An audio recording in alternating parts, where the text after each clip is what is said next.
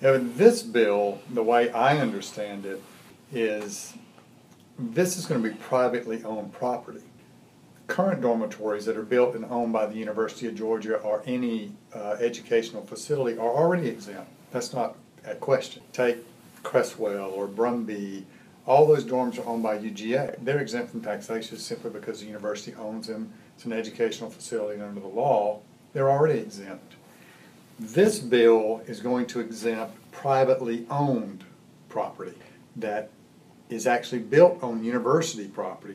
This gives them the ability to contract with a private developer. He comes in and he builds a dormitory or a parking deck or a parking lot, and that private owner is going to get the same tax exemption as if the property was owned by the University of Georgia or the Board of Regents. It doesn't say that this has to be student housing parking. It just says housing or parking lot or parking held by a private party.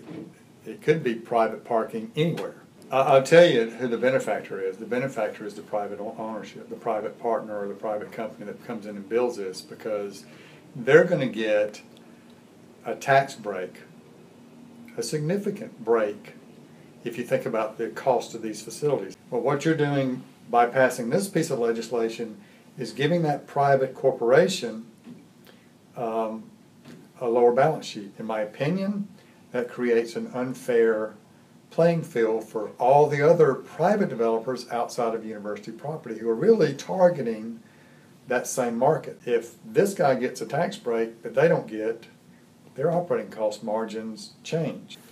I think the way it was worded on the ballot was somewhat misleading. If you read this, it says shall continue to be exempt.